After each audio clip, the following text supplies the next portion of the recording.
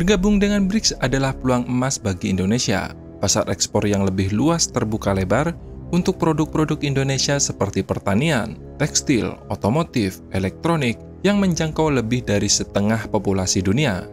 Ditambah, New Development Bank hadir sebagai mitra baru, menawarkan dana yang dapat membantu mempercepat pembangunan dan modernisasi infrastruktur, di mana ini merupakan fundamental yang sangat dibutuhkan untuk mendukung pertumbuhan ekonomi Indonesia. Di kancah global, suara Indonesia pun juga bisa lebih lantang, memperjuangkan keadilan dan reformasi ekonomi yang selama ini didominasi oleh segelintir negara saja. Namun, langkah ini bukan tanpa tantangan. Bayang-bayang ketegangan dengan Barat, terutama Amerika Serikat pun menyertai. Resiko sanksi ekonomi mengintai, memaksa Indonesia untuk menari dengan hati-hati di panggung diplomasi. Negara maju adalah impian bagi semua negara, termasuk negara kita.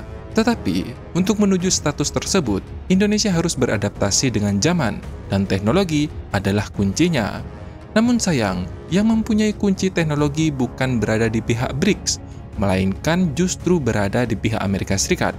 Maka pertanyaannya, apakah bergabung dengan BRICS merupakan kerugian bagi Indonesia? Tanpa banyak basa-basi, mari kita bahas di manakah posisi Indonesia saat ini dalam persaingan yang maha dahsyat antara kedua negara adik kuasa tersebut. Sekaligus, sampai manakah kemampuan BRICS dalam melawan dominasi teknologi Amerika Serikat, khususnya dari Cina.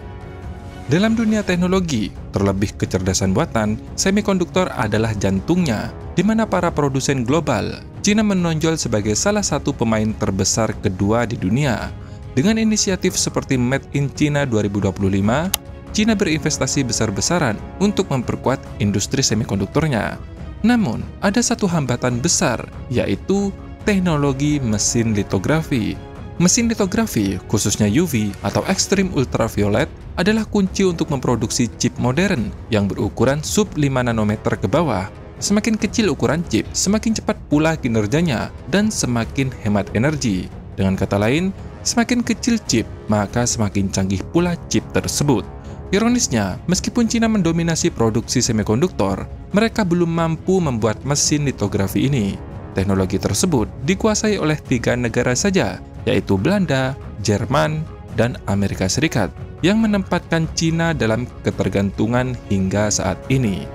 CEO ASML, perusahaan Belanda yang memimpin produksi mesin litografi, secara terang-terangan menyatakan bahwa Cina tertinggal 10 hingga 15 tahun dalam teknologi pembuatan chip. Bahkan dengan kemajuan yang dicapai oleh SMIC, masih belum mampu menyaingi Intel, TSMC, atau bahkan Samsung. Salah satu penyebab utamanya adalah Perjanjian Wassenaar 1996 yang melarang ASML untuk mengekspor teknologi litografi UV ke negara tirai bambu tersebut. Lantas, dengan segala keterbatasan, bagaimana Cina tetap memproduksi chip hingga saat ini?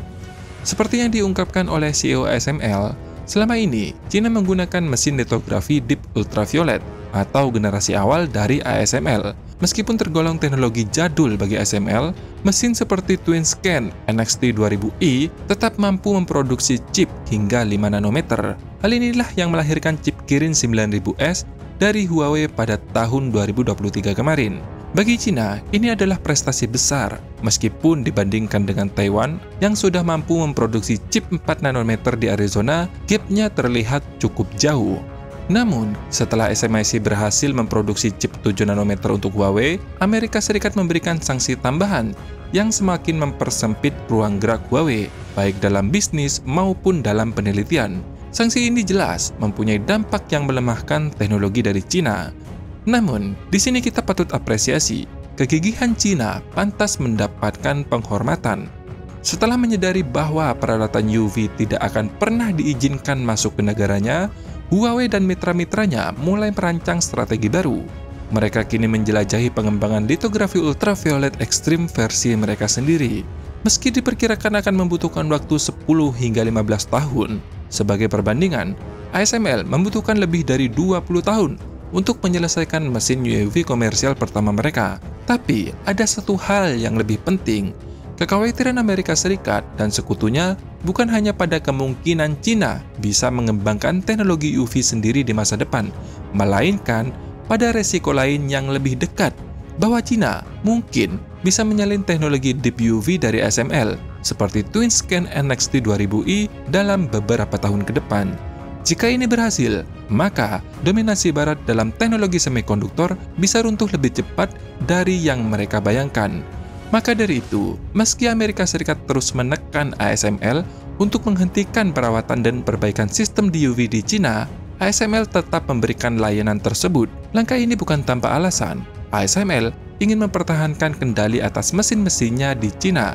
Ini adalah strategi untuk menjaga hubungan sembari memastikan mesin mereka tetap berada dalam ekosistem yang mereka kontrol. Artinya, bukan semata-mata untuk menjaga, tapi khawatir mesin tersebut dipelajari dan dikopi oleh Cina. Lantas, mengapa ASML sangat khawatir Cina bisa mengkopi teknologi Deep UV? Apakah ASML telah melihat kemampuan Cina dalam mengembangkan mesin litografi? Jawabannya sederhana. Sejak Amerika Serikat melakukan sanksi ketat pada Huawei, salah satu pemain utama teknologi di Cina telah mengembangkan metode alternatif untuk memproduksi chip sejak 2019. Mereka mulai menciptakan jalan keluar untuk melawan ketergantungan pada teknologi Barat. Bahkan sejak 2021, SMIC telah mencatat kemajuan yang luar biasa. Dengan metode quadruple patterning, mereka berhasil memproduksi chip 7nm yang kemudian terus disempurnakan hingga melahirkan prosesor terbaru High Silicon Kirin 9020 yang kini telah digunakan dalam seri Mate Pro 70. Inovasi ini membuktikan bahwa Cina terus bergerak maju meski di tengah tekanan global. Dan terbaru, kemarin pada 21 Januari 2025, Profesor Zhou Yongpeng dari Institut Teknologi Harbin telah memperkenalkan metode baru untuk pembuatan chip, yaitu Laser Include Discrete Plasma atau disingkat LDP. Teknologi ini dianggap sebagai alternatif yang lebih efisien sekaligus lebih ekonomis dibandingkan laser produce plasma atau LPP yang digunakan dalam mesin litografi ASML. Nah, kan? Penemuan ini semakin memperkuat posisi Cina dalam industri semikonduktor.